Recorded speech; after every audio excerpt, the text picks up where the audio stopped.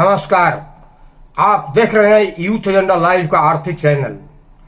आर्थिक न्याय संगठन हम है भारत के तत्वाधान में प्रदेश स्तरीय एक दिवसीय विचार गोष्ठी का आयोजन कृष्णा बैंकेट हॉल बेउर मोड़ पटना में किया गया। संगठन के संयोजक हरे राम महतो ने कार्यक्रम में देश के जाने माने अर्थशास्त्री एवं आर्थिक न्याय के गंभीर चिंतक श्री रोशन लाल अग्रवाल को आमंत्रित कर उनके विचार से सैकड़ों प्रतिभागियों को अवगत कराया। रोशन लाल अग्रवाल ने प्रतिभागियों द्वारा उठाए गए सभी प्रश्नों के सरल भाषा में उत्तर दिए। देखें हमारे स्थानीय संवाददाता की पूरी रिपोर्ट।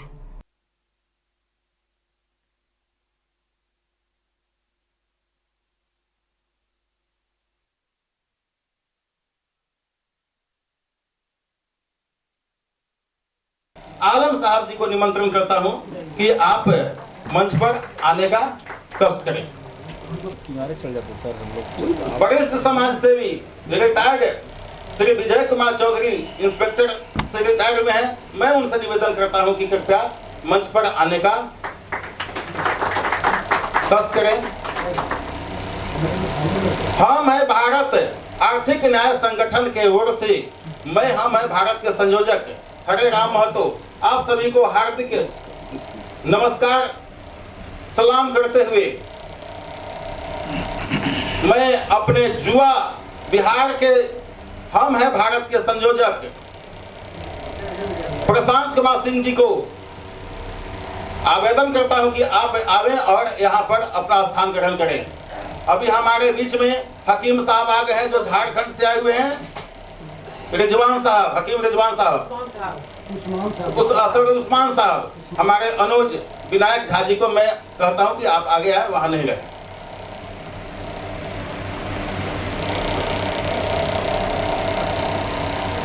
साथियों, आप सभी का शुक्रगुजार करते हुए मैं विषय प्रवेश कराना चाहूंगा। तो फिर विकास का क्या मतलब हुआ? इस चीज को मैं ढूंढते ढूंढते हमेशा मेरे मन में तलाश रही।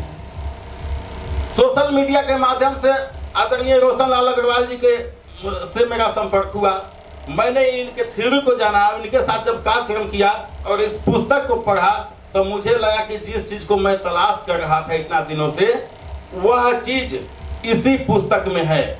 मैंने पुराण भी देखा, कुछ अंश वेद का भी सुना, दो चार लाइनें लोगों के द्वारा जो किया गया था क्या बोलते हैं व्याख्या किया गया था उनको उन्हें भी देखा। रामचरितमानस, गीता, कुरान आदि धर्म ग्रंथों का जो है विभिन्न धर्म के धर्म ग्रंथों को देखा, लेकिन मानव को पूरी तरह आत्मनिर्भर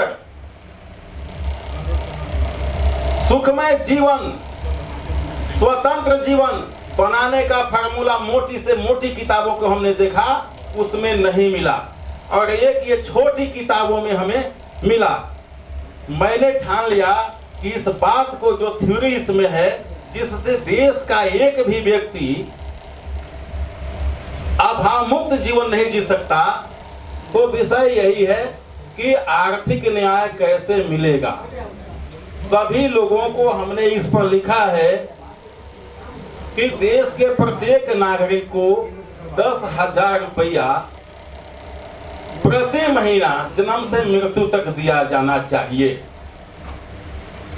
हमें लगता है कि देश के हर नागरिक को 10,000 रुपया प्रति महीना मिलना शुरू हो जाए तो जो पढ़ा है, नहीं पढ़ा है, जो सभी तरह से विकलांग है, जो शारीरिक रूप से हिरस्त पुष्ट है, जो रोजगार में है, जो बेरोजगार है, सभी का कल्याण संभव हो जाएगा कि नहीं? हमें लगता है कि इसमें कोई दिक्कत नहीं होगा। अब रहा कि 10,000 रुपया मुंह से बोल देना तो बड़ी आसान है। 10,000 रुपया मुंह से बोल देना बड़ी आसान है। इसमें दो चीज आती है। मैं आग्रह करता हूं श्री सच्चिदानंद सिंह जी,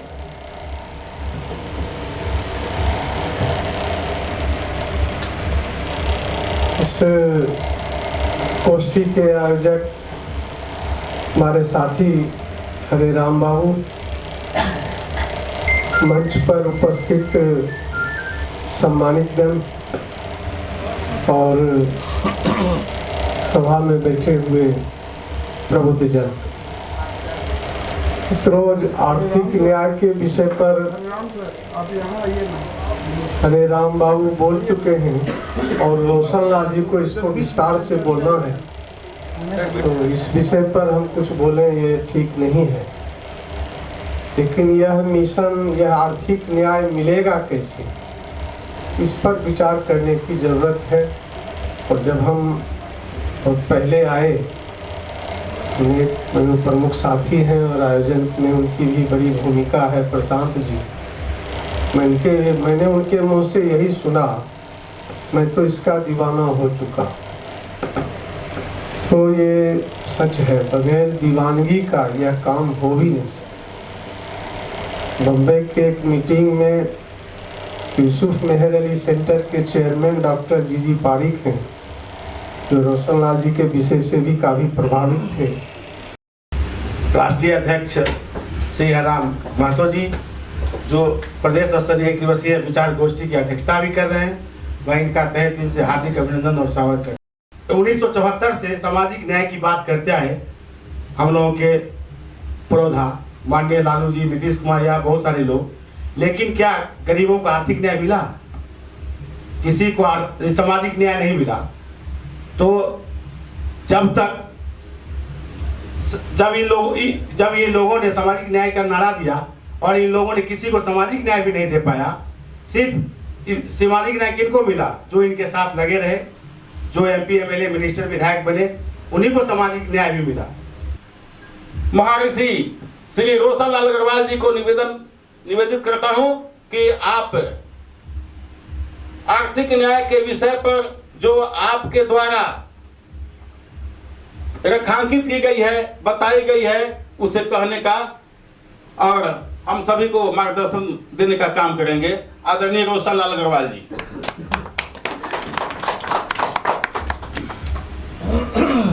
मैं यहाँ कार्यक्रम में उपस्थित सभी विद्वज्जनों को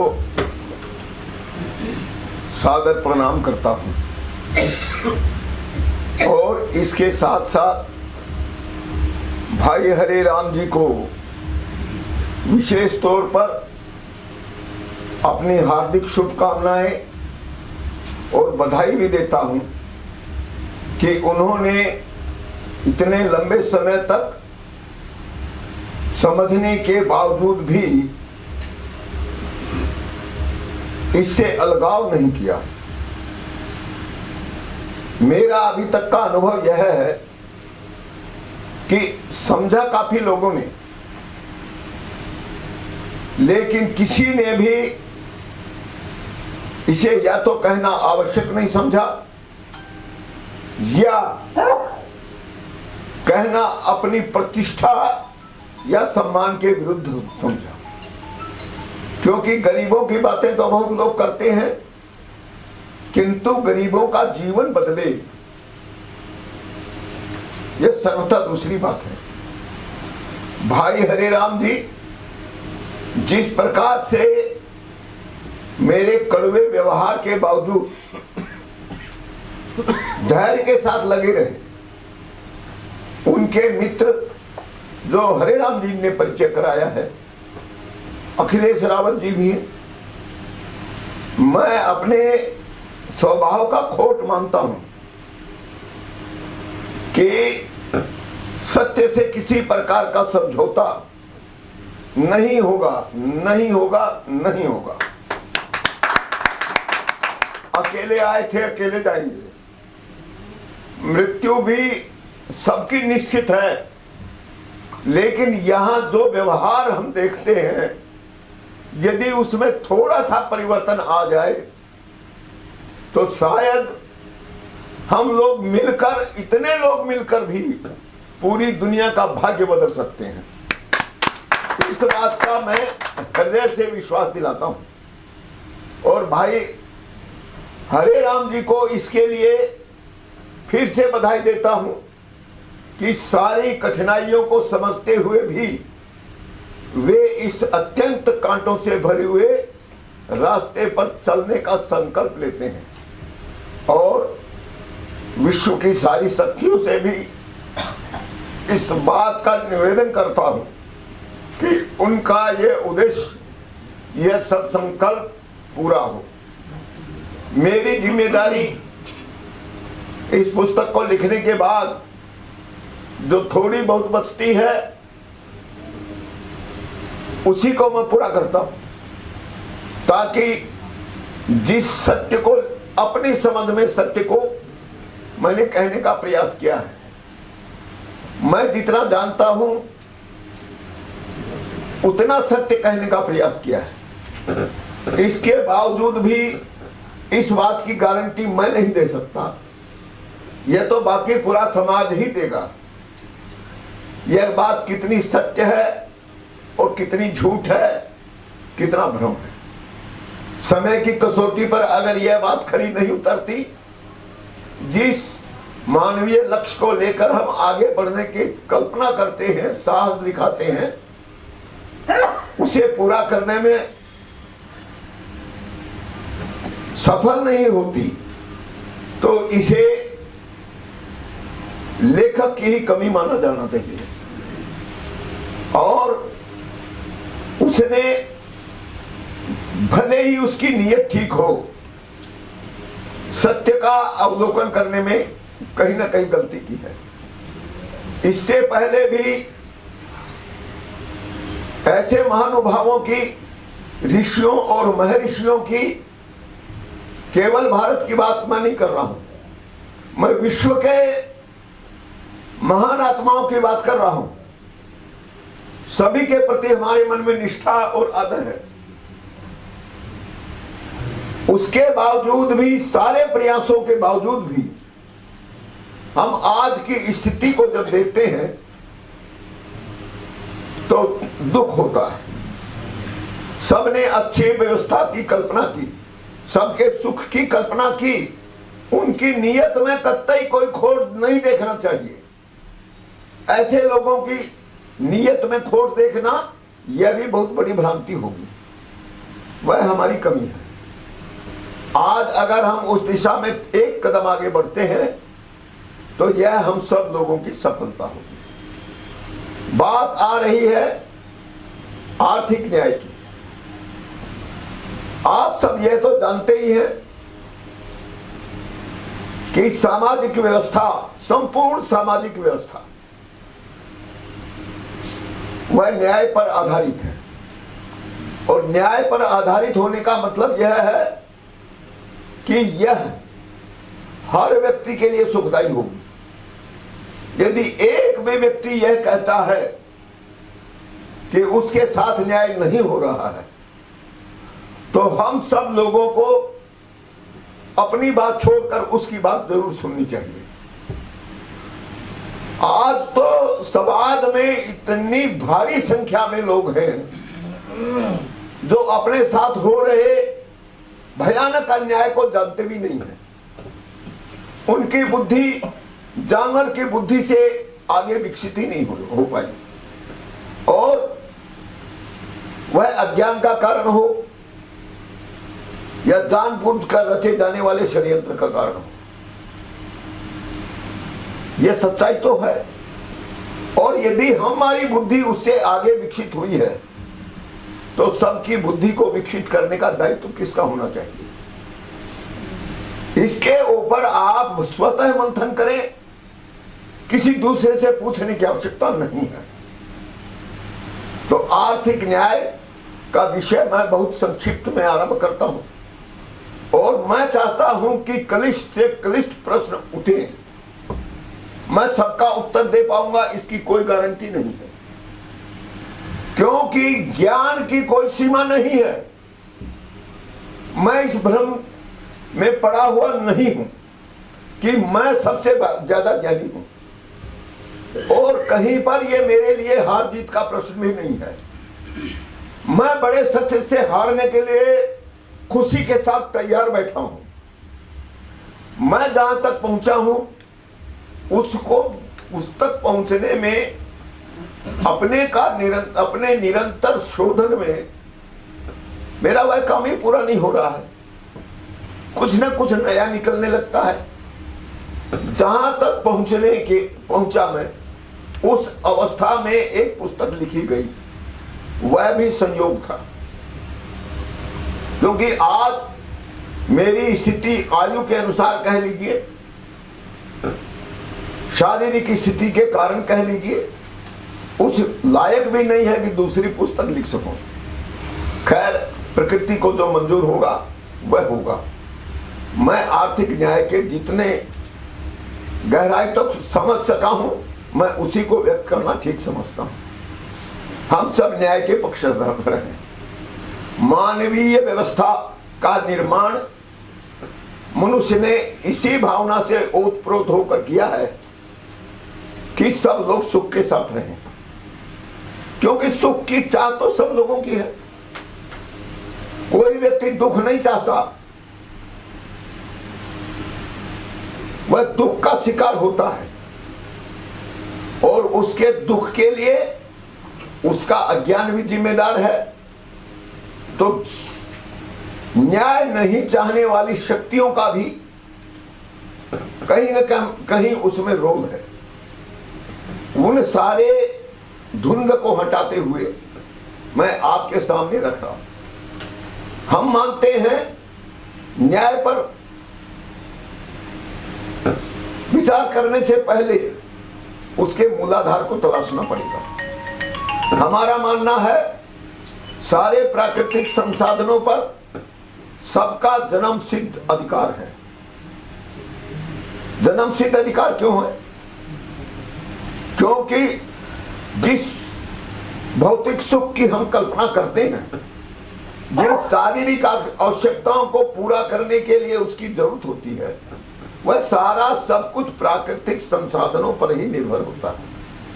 और प्राकृतिक संसाधनों का जो निर्माण किया है वह तो वास्तव में प्रकृति नहीं किया है। और सबका पालन पोषण हो, सब लोग सुख से रहे, उसका मूल उद्देश्य वही है। इसलिए सारे प्राकृतिक संसाधनों पर सबका जन्म सिद्ध मूल अधिकार है। वह अधिकार समान है।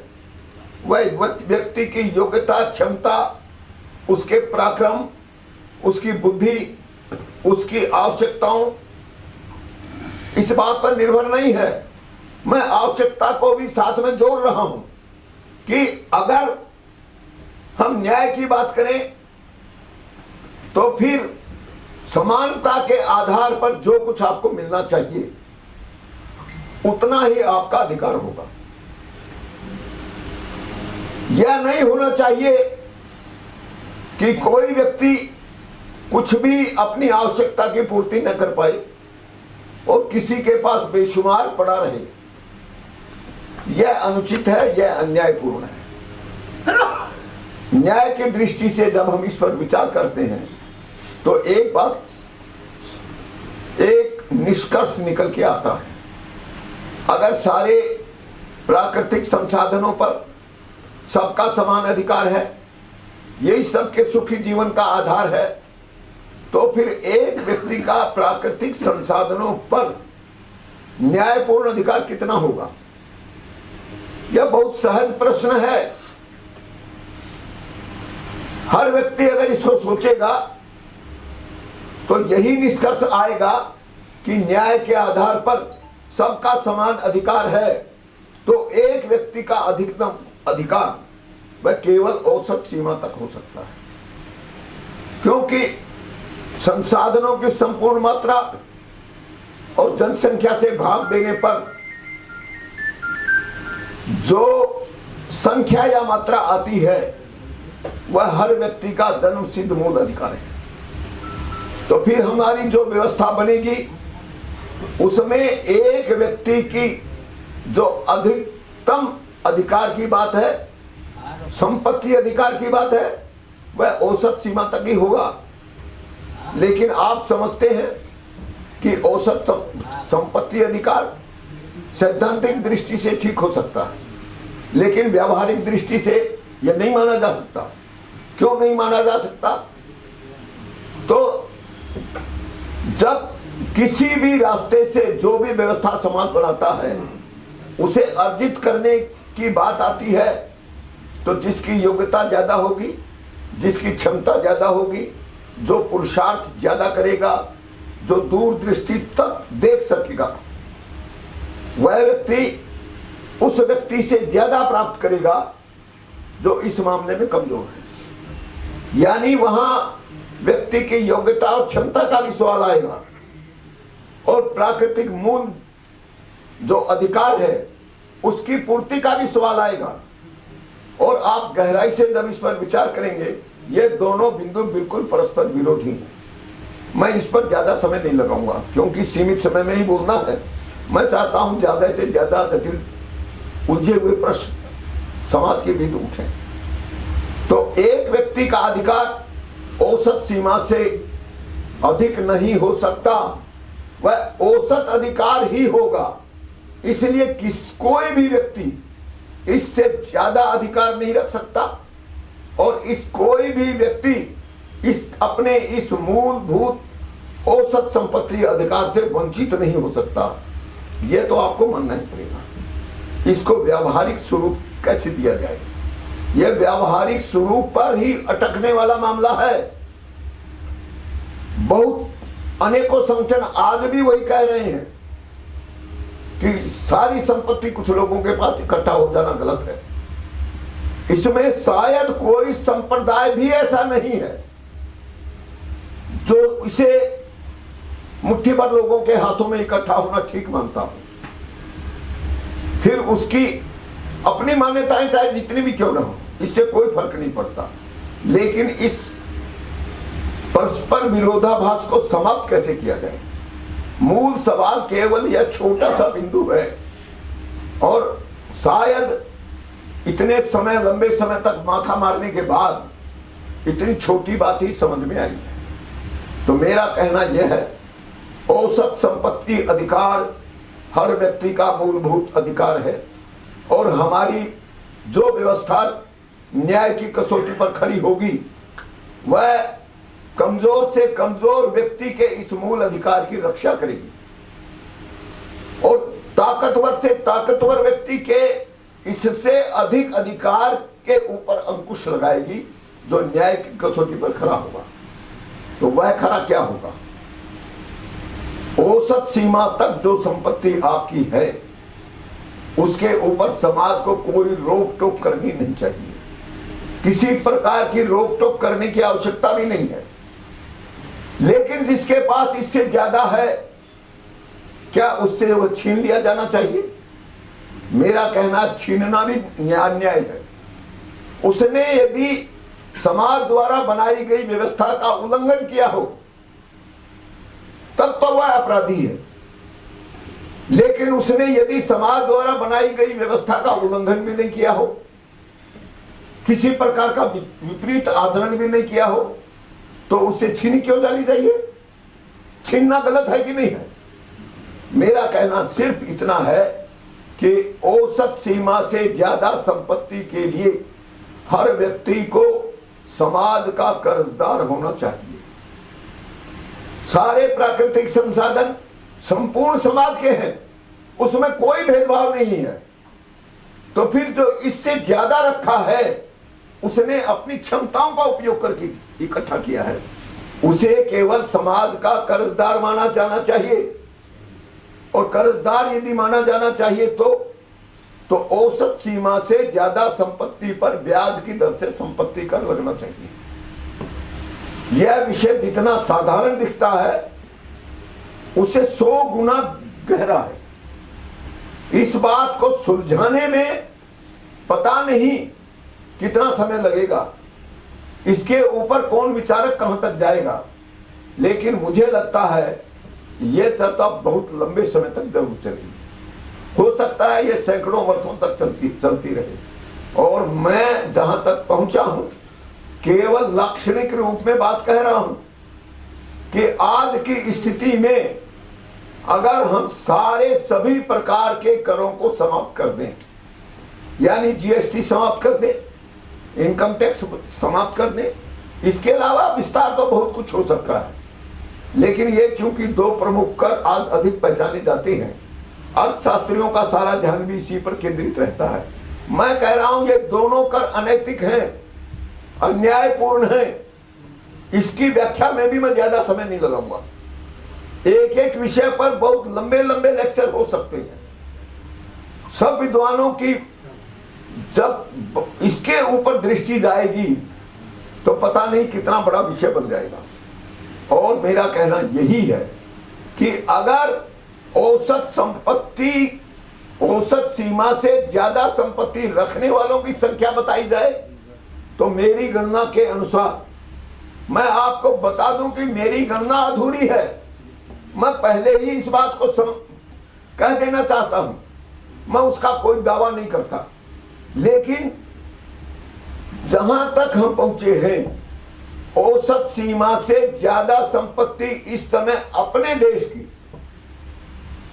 अगर देश की आबादी 140 करोड़ मानी जाए तो उसके केवल 0.1% लोगों की संख्या पर्याप्त है, यानी केवल 14 लाख अमीरों की संख्या।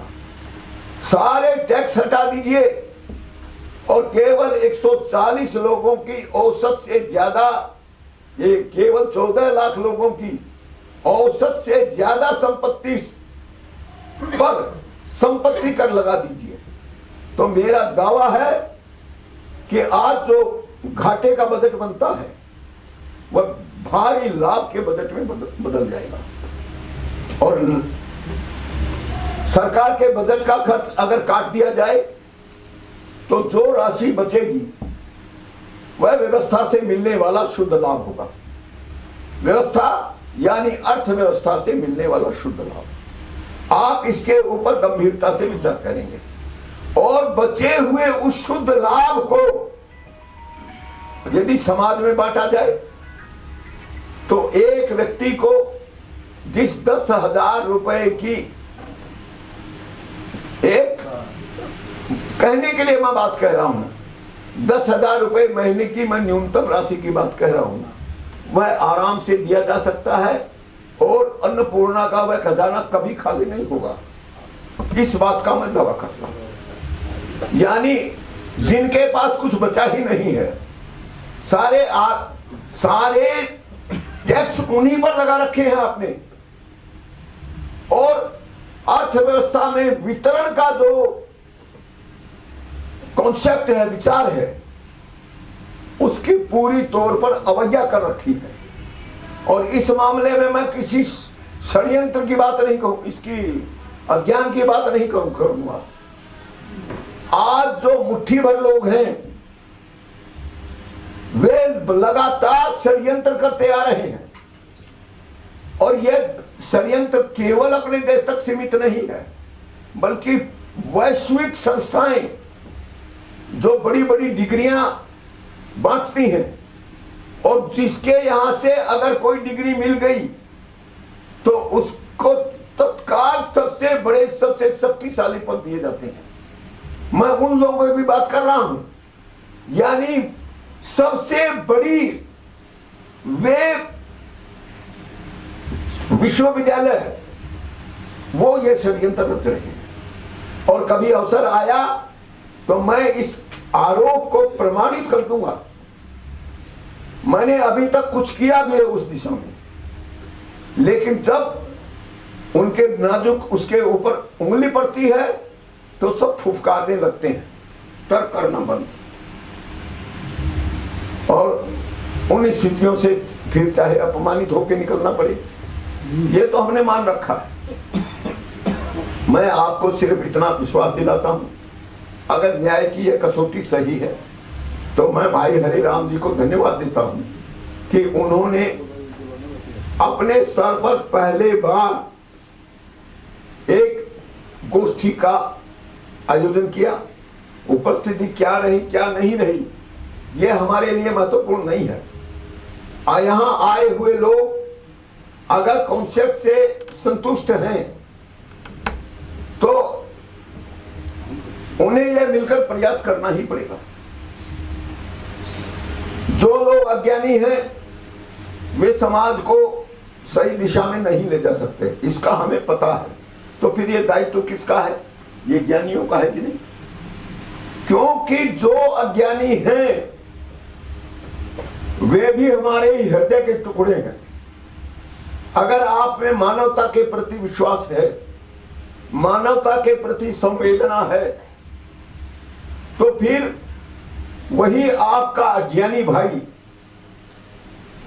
खुद तो दुखी है ही, सबके दुख का कारण भी बन रहा है। इसलिए मैं अपनी बात केवल आज इतने ही तक चर्चा करके समाप्त कर रहा हूं कि औसत सीमा से अधिक संपत्ति पर ये जो मुट्ठी भर लोगों के पास है, यदि न्याय की दृष्टि से संपत्ति कर लगाया जाए तो कोई दूसरा कर लगाने की आपको आवश्यकता नहीं है, और उससे कभी घाटे का बजट नहीं बनेगा, इसकी मैं गारंटी देता हूं।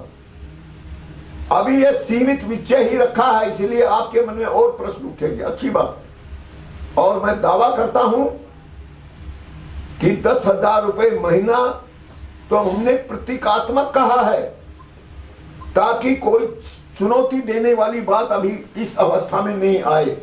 लेकिन जब यह वास्तविक धरातल पर उतरेगा तो इससे कितना गुना लाभ मिल सकता है, यह अपने आप समाज के सामने आ जाएगा। लेकिन समाज से सच्चाई को छिपाने के लिए, षड्यंत्र को छिपाए रखने के लिए गोपनीयता के कानून बने। अब इस विषय पर बहुत ज्यादा विस्तार करने की उचित नहीं है, समय नहीं है, उचित नहीं है, समय है। चलिए मैं इसको थोड़ा सा और विस्तारित करता हूं। हमारे देश में आज जो व्यवस्था कायम है उसे लोकतंत्र कहते हैं। अगर ये वास्तव में लोकतंत्र है तो फिर उसका गोपनीयता से क्या संबंध? आपको यह इतनी बड़ी विसंगति दिखाई क्यों नहीं देती? और दिखाई देते हुए भी तथाकथित जनप्रतिनिधि उसके ऊपर एक शब्द बोलने के लिए तैयार क्यों नहीं? मैं अपने जीवन का लंबा अनुभव इसके पीछे लगा चुका हूं और मेरा अनुभव बहुत खराब है। उससे मैं दुखी हूं कि वास्तव में समाज जिनके ऊपर विश्वास करता है वही लोग अगर धोखा देने लग जाए तो फिर इन गरीब लोगों का सहारा कौन होगा? इन बुद्धिजीवियों की भूमिका क्यों दिखाई नहीं पड़ती, जिनको राजनीति भ्रमित नहीं कर सकती? उनके मन में उठने वाला हाहाकार उन्हें आगे बढ़ने के लिए प्रेरित क्यों नहीं करता? मेरी समझ में इसका कारण हर व्यक्ति के मन में छुपा हुआ लोभ लालच है, और वह अपने ऊपर पड़ने वाले दुष्प्रभाव से डरकर इस विषय पर चुप रहना ज्यादा अच्छा समझता है। लेकिन अगर बुद्धिजीवियों ने मुंह नहीं खोला तो आने वाला समय शायद इतना क्रूर होगा जिसकी क्रूरता की कल्पना भी हम नहीं कर पा रहे हैं। लेकिन आज जिस तरह की स्थिति पूरे विश्व में बन रही है उसकी कल्पना जरूर अब सामने आती दिख रही है। और अगर इन मुट्ठी भर अति संपन्न लोगों की बात करें तो अपने व्यक्तिगत कारणों से चाहे वो कितनी दुख भरी जिंदगी क्यों न जीते हो, लेकिन पूरा समाज उनकी मूर्खता से, उनके अज्ञान से, उनकी बेईमानी से त्रस्त है। पूरी मानवता खतरे में पड़ी हुई है।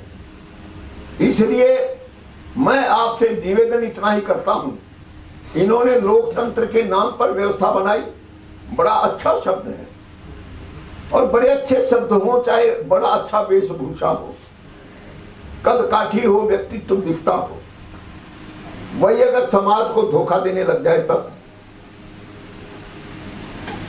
धर्म के पुरोधा बनने वाले सारे लोग वेश बनाकर फिर रहे हैं।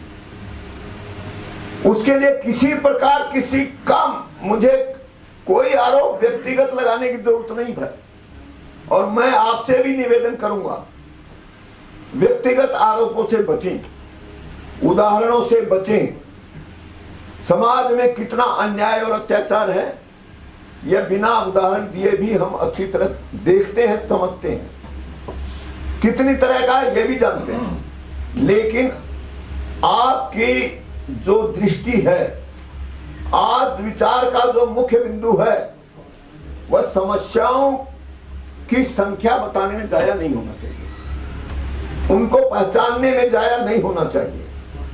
केवल उसका एक समाधान चाहिए जिसके ऊपर सारा समाज एकजुट किया जा सके। जिस प्रकार की जो फूट पैदा हुई है, मेरे एक मित्र ने बैठे हुए कहा था, उन्होंने लूट और फूट के साथ एक शब्द और जोड़ा था। वास्तव में हमारी निर्बलता का कारण समाज की फूट है, और फूट के कितने प्रकार हैं उसके ऊपर आप चिंतन करिए। अगर इस फूट को समाप्त किया जा सके और पूरा समाज इस बात के ऊपर एकजुट हो सके और देश के कोने कोने से अमीरी रेखा बनाने की बात जो प्रतीकात्मक रूप से यहां कही गई है, अगर एकमात्र उसको अपना लक्ष्य बना ले तो मैं ये भी बात कहना चाहता हूं, सरकार की हेकड़ी 1 मिनट में निकल जाएगी। वह इसका सामना नहीं कर सकती।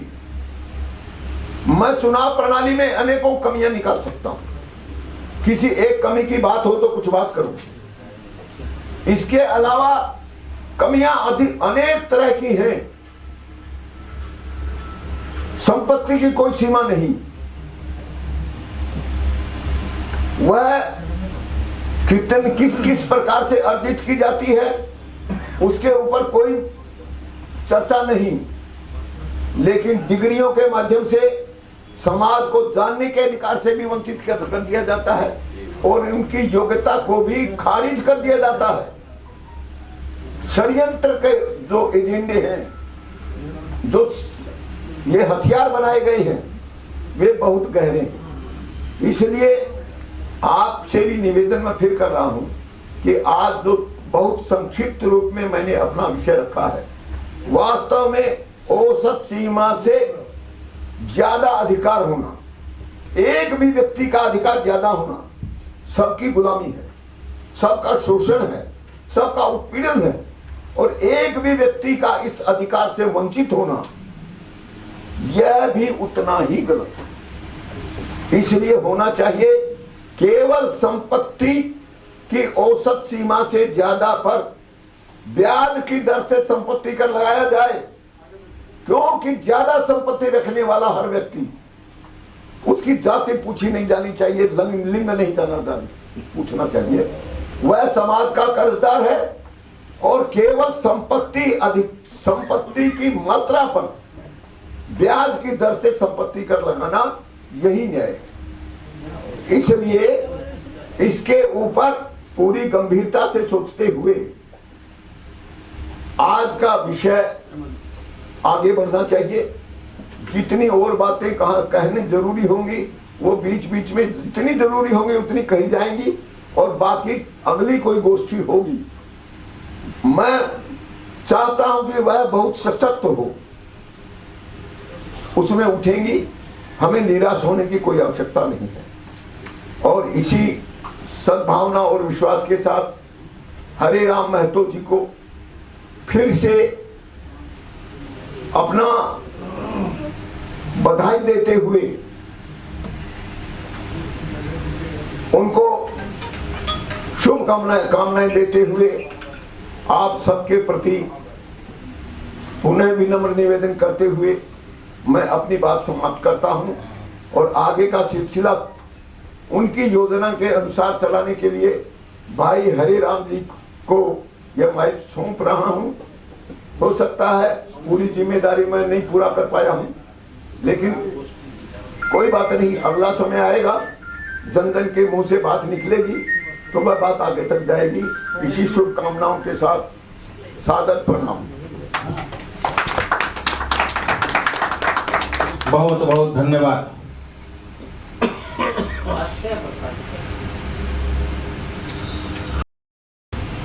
मेरा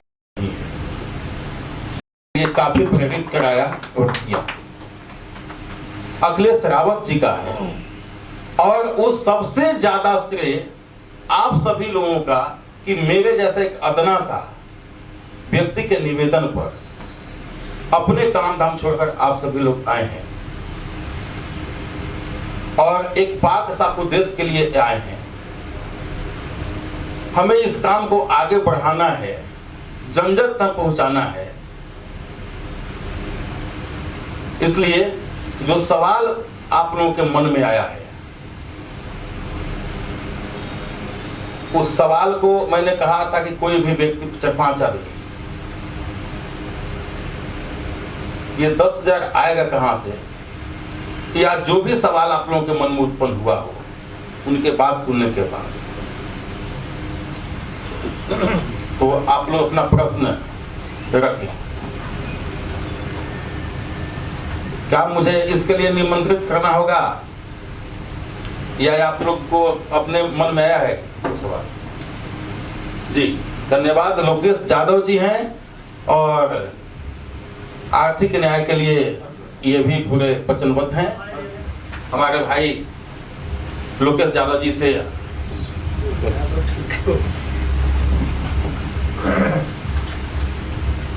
आर्थिक न्याय, तो मैं उन महान संत रोशन लाल अग्रवाल जी को सत सत नमन करता हूं कि उन्होंने अपना उद्देश्य, अपना कर्तव्य जो समझा, उस मार्ग पर चलने लगे।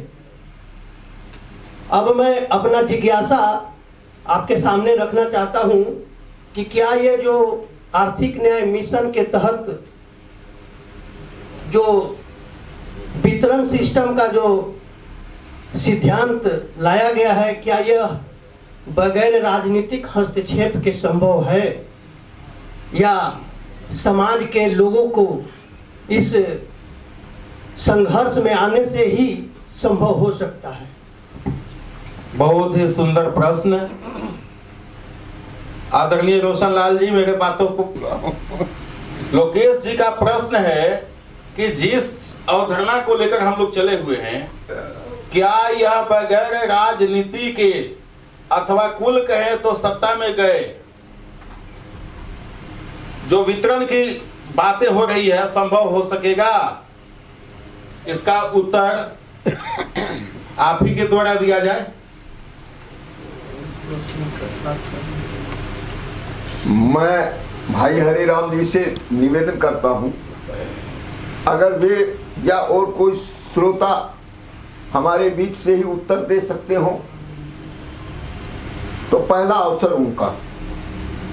लेकिन यदि मान लीजिए मुझे ही उत्तर देना है तो पहली शुरुआत मैं अपनी ही करता हूं और अगले प्रश्नों के लिए हरे राम जी से निवेदन करूंगा कि अगर हम हमारे सब लोगों के बीच से कोई भी उत्तर दे सकता है तो उसको उत्तर देने की पहले छूट होगी। क्या आपको ये ठीक लगता है? मेरी समझ में ठीक लगता हो तो अच्छी बात है, लेकिन कोई अगर फिर भी कहता नहीं मैं ही दूं, तो मेरा कहना यह है कि यह मूल रूप से तो समाज का प्रश्न है।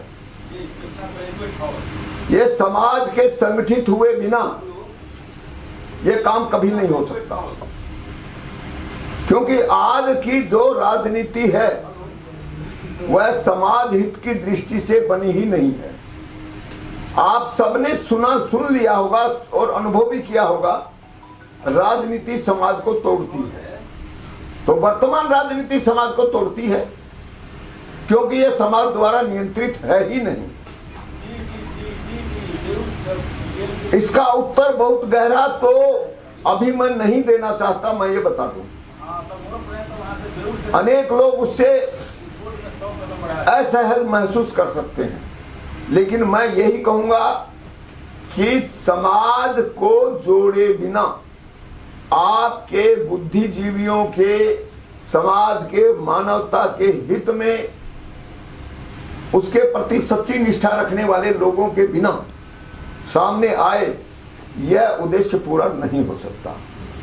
आप चाहे जिस दल की राजनीति में, इससे कोई फर्क नहीं पड़ेगा। यानी जो लोग राजनीति में हैं वे राजनीति में रहकर, अपने दल की राजनीति में रहकर भी इसकी बात उठाएं। सारे सवालों को वहां पर भी उठाएं, वहां से भी उत्तर मिलेगा। और फिर जो वास्तव में इसके लिए स्वतंत्र इसी के लिए लड़ना चाहते हैं, उनके लिए भी रास्ते खुले हुए हैं, कहीं कोई परेशानी नहीं खड़ी होगी।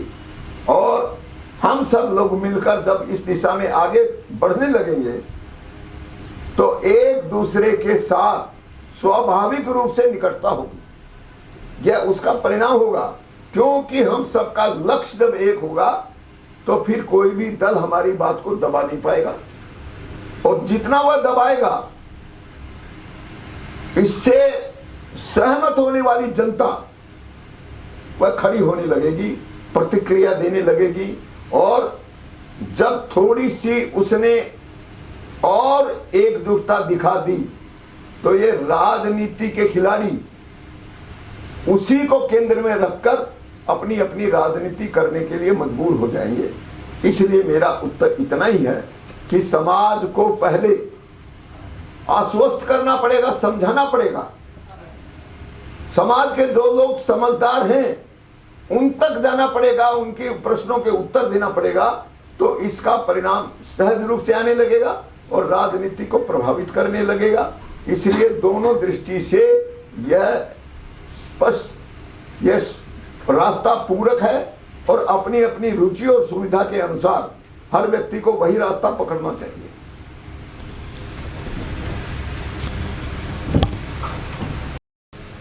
यह क्या है और इससे क्या नुकसान है? अगर कि कोई नुकसान ही न हो तो व्यर्थ का बिना मतलब का बखेड़ा क्यों किया जाए? बिल्कुल सही बात है। धन की गोपनीयता जो है, मैं बताना चाहता हूं कि आज जैसे बहुत लोग इनकम टैक्स रिटर्न भरते हैं, यह सरल तरीका बता रहा हूं, और जो भी सरकार को हिसाब किताब देते हैं, सरकार उसका प्रमाणीकरण करके मोहर लगा के आपको लौटाती है। जो इनकम टैक्स रिटर्न भरते हैं वो जानते हैं।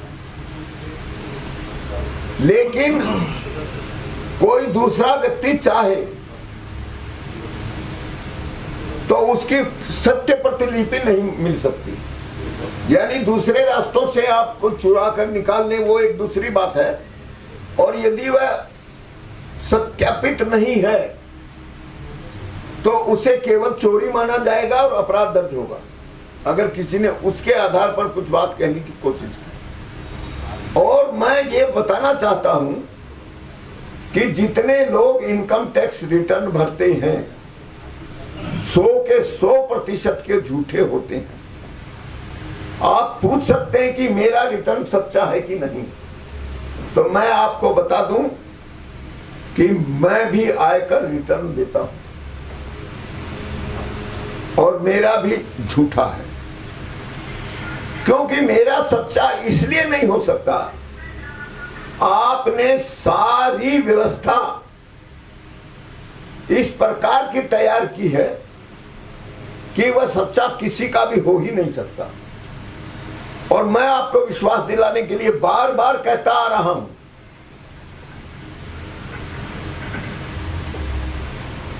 इंडियन लॉ इंस्टीट्यूट यह सुप्रीम कोर्ट के सामने एक बहुत बड़ा विश्वविद्यालय यूनिवर्सिटी है, आकार छोटा है। मैंने वहां पर भी कई प्रोग्राम किए हैं और इस पुस्तक में भी या पर्चे में भी सब जगह मिलेगा।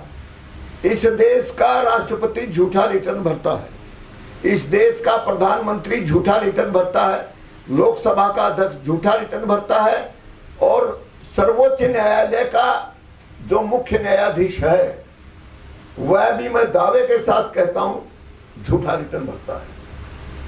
तो जहां तक सच्चाई का सवाल है तो ये गोपनीयता का बाकायदा कानून जबरदस्ती बनाया गया है।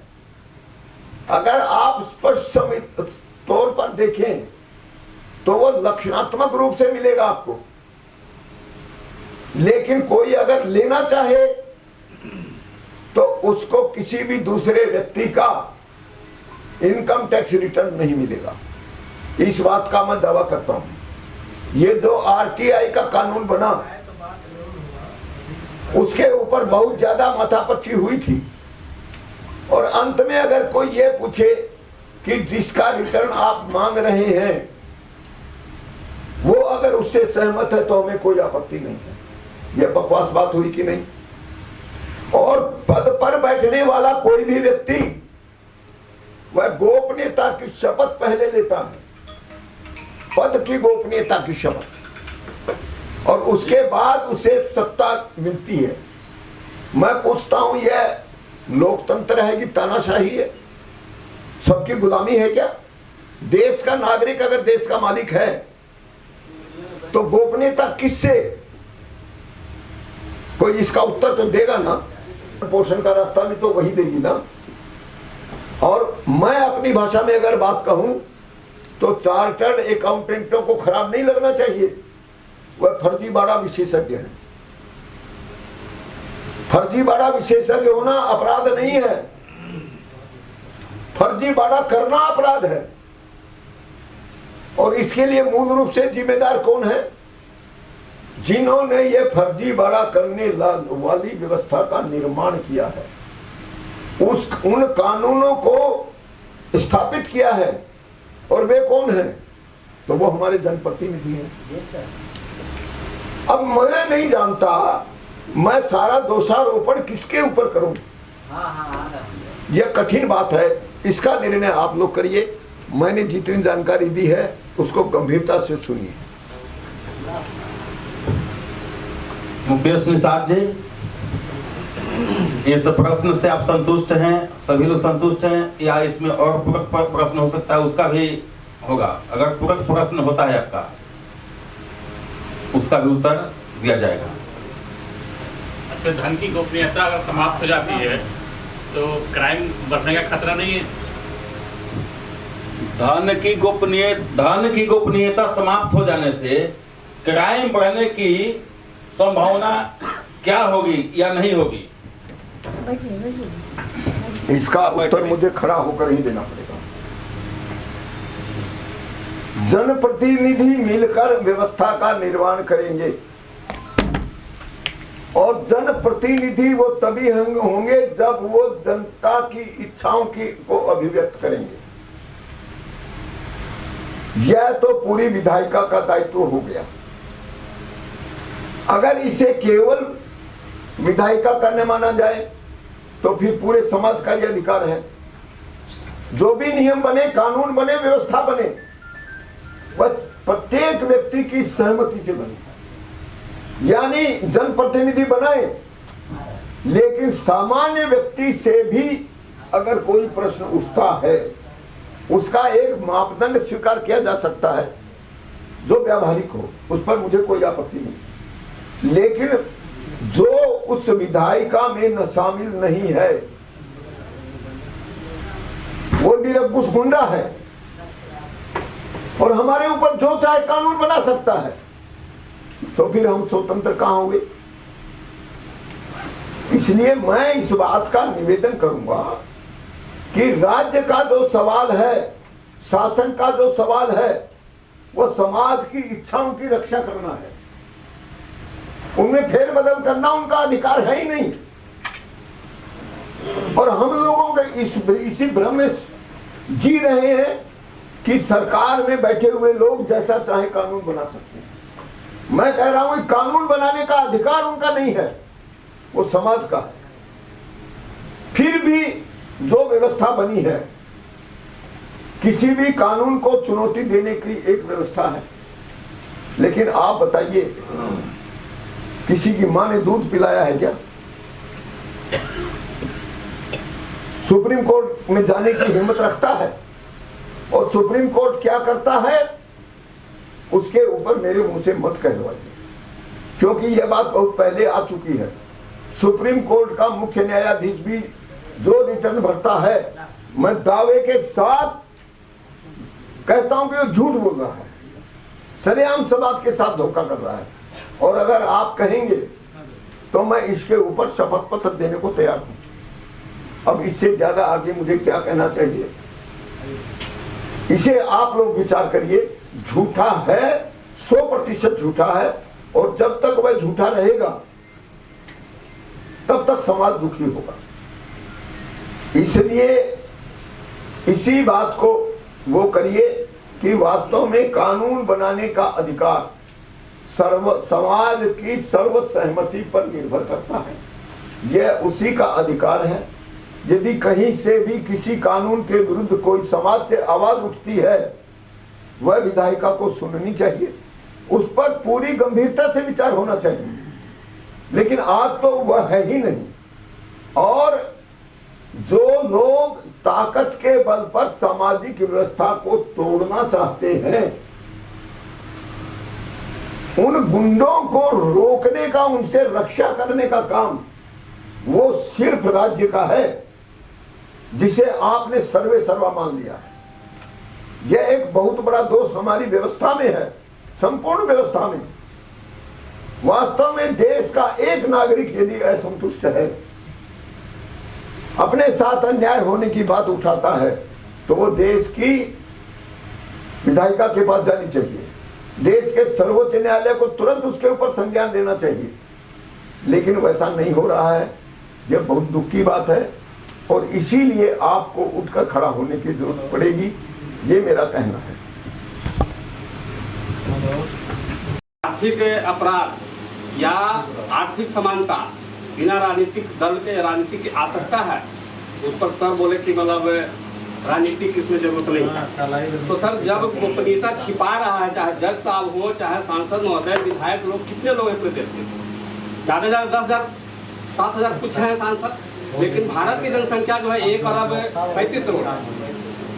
तो 35 करोड़ जनसंख्या है, तो जिसे हम सर्विसमैन, तो जितने भी सर्विसमैन हैं, जो छोटे पदाधिकारी होते हैं, ग्रेड 2, ग्रेड 3, ग्रेड 3 तक, वो अपनी ईमानदारी के साथ रिटर्न भरते हैं, उसमें एक पैसा नहीं छुपाते हैं।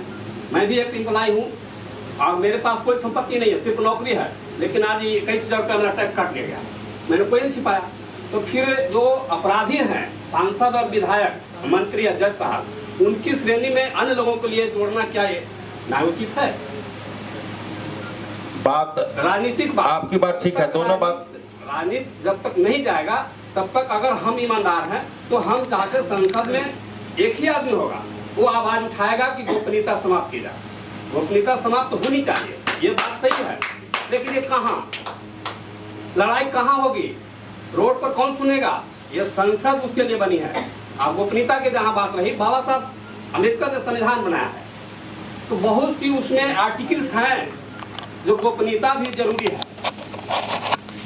जैसे हमारे देश की सुरक्षा है, हमारे अर्थव्यवस्था की भी सुरक्षा है, तो गोपनीयता भी जरूरी है। लेकिन गोपनीयता को लागू करने वाले लोग अगर बेईमान हैं, तब गोपनीयता बेईमानी है।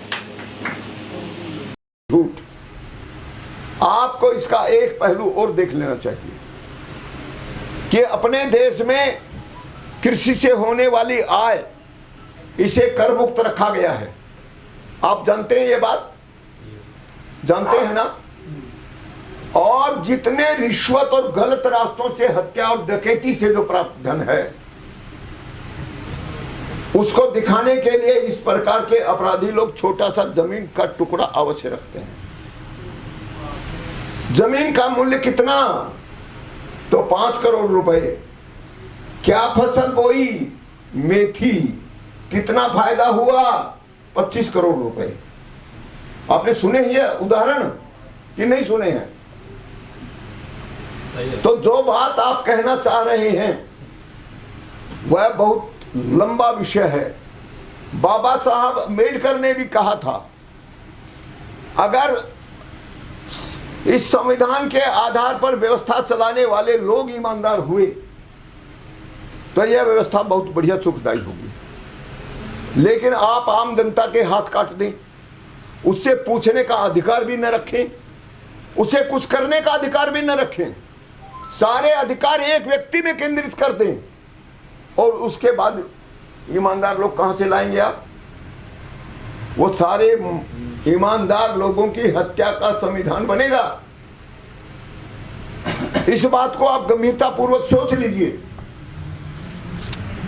माननीय अम्बेडकर जी की भावना खराब नहीं होगी, फिर उन्हें लेकिन लगाने की क्या जरूरत थी? सत्ता पर तो ऐसे लोग ही आने चाहिए जो ईमानदार के अलावा कुछ हो ही नहीं, जिन्हें खरीदा नहीं जा सके। क्या आप इसका समर्थन करेंगे? और क्या चुनाव प्रणाली से यह काम नहीं हो सकता? तो फिर एक बहस उसी पर होगी, लेकिन वो बहस आज नहीं होगी। मैं आपसे निवेदन कहता हूं कि आज विधायिका गुंडे, बदमाशों, लुच्चों, लफंगों का अड्डा बन गई है। कार्यपालिका सारे देश का सत्यानाश करने के लिए आमादा है। देश का उच्चतम न्यायालय केवल बकवास कर रहा है। निजता की गोपनीयता के ऊपर 9 सदस्यीय बेंच बैठी थी। आपको याद होना चाहिए, आपके यहां का जो सबसे बड़ा वकील हो, बैरिस्टर हो, कभी उसके साथ बैठ के चर्चा करेंगे तो आपको पूरा उसका आभास हो जाएगा कि वास्तव में आपकी व्यवस्था ईमानदार लोगों के उन पदों पर बैठने के लायक है ही नहीं। यह सत्ता पर बैठने वाले व्यक्ति पर अंकुश नहीं लगाती, इस निरीह जनता पर 70 तरह के, 100 तरह के, 1000 तरह के अंकुश रोज लगाती है। और सरकार आज जिसको चाहे वह कितना ही सज्जन आदमी हो, सबसे बड़ा अपराधी घोषित कर सकती है और उसे सबसे बड़ा अपराधी सिद्ध करा सकती है। इसमें थोड़ा सा भी संदेह आपको नहीं होना चाहिए। और ये आरोप थोड़े बहुत तो लगते ही हैं, इसलिए आप जो बात शंका कर रहे हैं कि वास्तव में सत्ता पर बैठा हुआ जब सर्वोच्च व्यक्ति, सारे अधिकार प्राप्त व्यक्ति, यदि साधु संत से मतलब भगवाधारी नहीं बोल रहा हूं मैं, आप इस बात को समझ लीजिए, सत्य और न्याय के प्रति जिसकी निष्ठा हो, जो उतना समझ रखता हो, जो उतना चरित्रवान हो, जो लोभ लालच से उतना परे हो, वैसी व्यवस्था तो आपको बनानी पड़ेगी ना। तो क्या गोपनीयता के रहने से वो व्यवस्था बन पाएगी? क्या संसद में सारे लुच्चे, लफंगे, बेईमान, और अगर मैं प्रतिशत की बात करूं तो समाज में अगर बेईमान लोगों का प्रतिशत 20% हो, मैं इसको सत्यापित नहीं कर रहा हूं, मत एक उदाहरण दे रहा हूं, तो मेरा दावा है कि उससे 3 गुना संसद में 60% बेईमान मिलेंगे। और अब प्रत्यक्ष रूप से देखने के बाद तो हमको यह समझ में आ जानी चाहिए ना कि जरूर हमसे कोई गलती हुई है जिसके कारण देश की जनता का भाग्य फूटा है।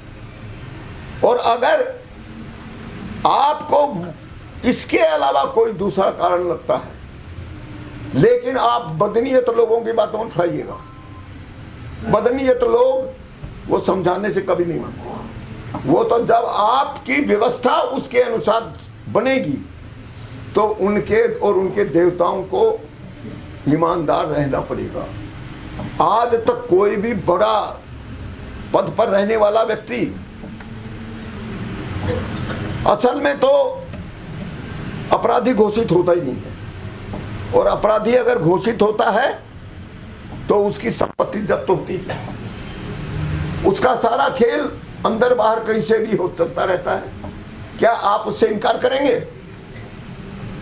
और अगर आप उसे स्वीकार करते हैं तो मेरा निवेदन है कि संपत्ति की गोपनीयता को समाप्त किए बिना यह बदमाशों का खेल कभी नहीं रुक सकता। और समाज के सबसे कमजोर व्यक्ति को उसका मूलभूत न्यूनतम अधिकार भी नहीं मिल सकता, जिसका हम लोग बार बार रोना रो रहे हैं। मैं समझता हूं इसके ऊपर अगर और विचार करने की जरूरत है। और यदि मुझे कुछ कहना ही है, मैं कहूंगा ये सारी चुनाव प्रणाली गुंडों के लिए बनी है, जो कहीं पर भी सत्य का, न्याय का न प्रतिपादन करती है और न उसका संरक्षण करती है। बम एक होता है, लेकिन उसका तमाशा जब उतरा है तो पूरा इलाका जानता है। कम अब मत आके, शायद हिटलर भी जब चले थे तो हमें याद है कि 4 आदमी साथ चले थे और उसमें से 3 आदमी उनका साथ छोड़ दिए थे। आप सौभाग्यशाली हैं सर कि आपके साथ बहुत लोग हैं। मैं निवेदन करता हूं पटना हाई कोर्ट के वरीय अधिवक्ता श्री अरुण कुमार कुशवाहा जी से कि आवें और समय के मर्यादा को ध्यान रखते हुए, चूंकि आपका लाइन तो टूटेगा नहीं, इसलिए संक्षेप में सब कुछ आर्थिक न्याय कैसे हो सकता है। धन्यवाद हरिराम बाबू। मंच पर उपस्थित सम्मानित हमारे पथ प्रदर्शकगण, सभागार में बैठे विद्वान साथियों, भारत का संविधान का पहला पन्ना जब हम उलटते हैं तो उसका प्रियम्बुल आता है कि किस उद्देश्य से संविधान लिखा गया है। उसको उद्देशिका हिंदी में कहिए या इंग्लिश में उसको प्रियम्बुल कहते हैं। तो पहला पन्ना पर ही लिखा हुआ है कि हम देश के नागरिकों को सामाजिक न्याय देना चाहते हैं, आर्थिक न्याय देना चाहते हैं, राजनीतिक न्याय देना चाहते हैं। क्यों देना चाहते हैं? हम आज बात करते हैं, समस्याओं को तो सब कोई गिना देता है। जितना भी आज के दिन में हम देखते हैं, जितने भी मीटिंग, सभा, सम्मेलन होते हैं, उसमें समस्याओं को सिर्फ गिनाया जाता है, उसका समाधान नहीं बताया जाता है। और इन समस्याओं का फोटो ले रहे हैं।